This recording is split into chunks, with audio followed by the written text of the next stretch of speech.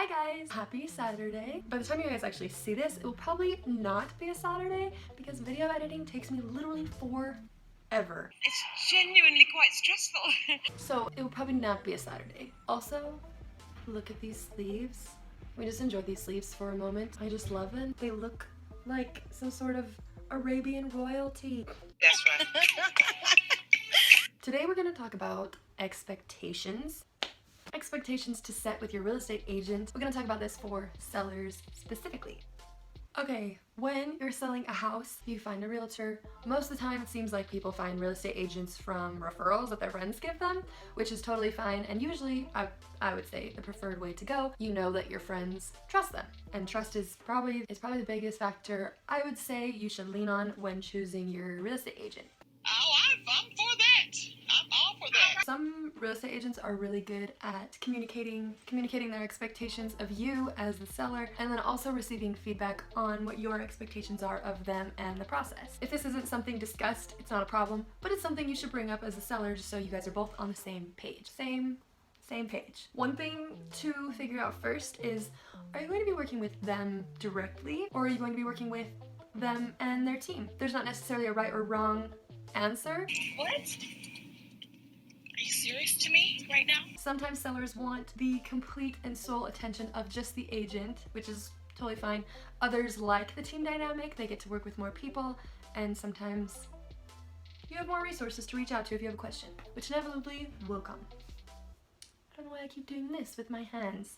Okay, another thing to talk about, and this is very, very important, very, very important. Why? Why not?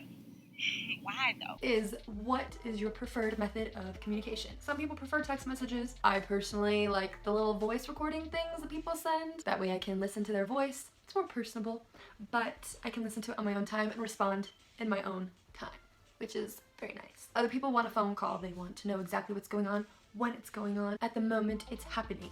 If you're a phone call person, are you an email kind of person? Do you like text messages? These are things to communicate with your realtor because everyone has a different way of going about it, and you as a seller have the right to receive communication in the way that you want to because you're the client.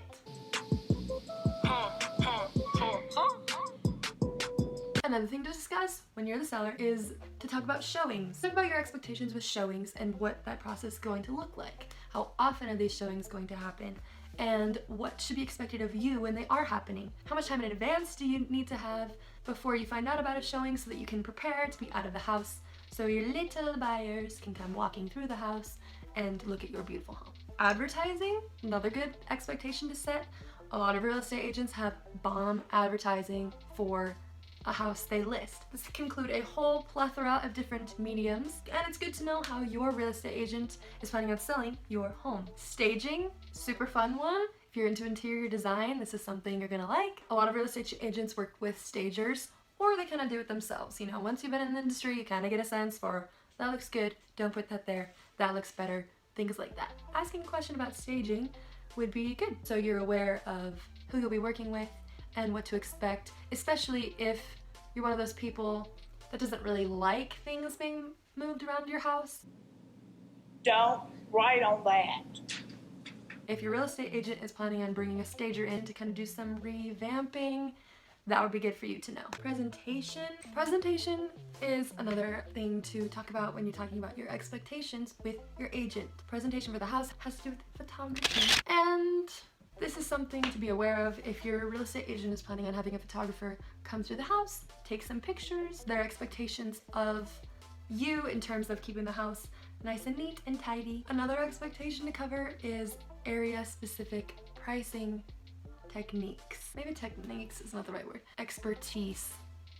I'm sorry, what was said? Expertise from the agent on what they know about the location, the neighborhood, the houses that have sold in it, how well they know your home in comparison to others around it that are like it, so that they can know how to price it properly. Just a good discussion to have with your agent. So basically the whole point of this video is that it's important to communicate. There's science and scientific proof.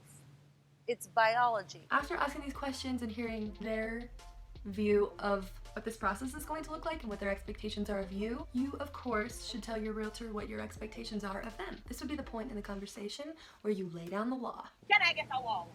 Whoa! Can I get another wall? Whoa! Give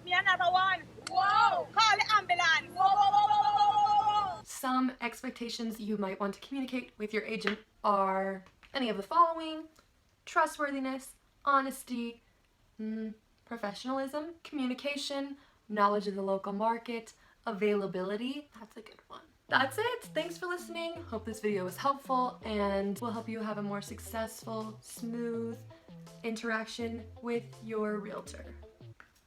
Bye-bye.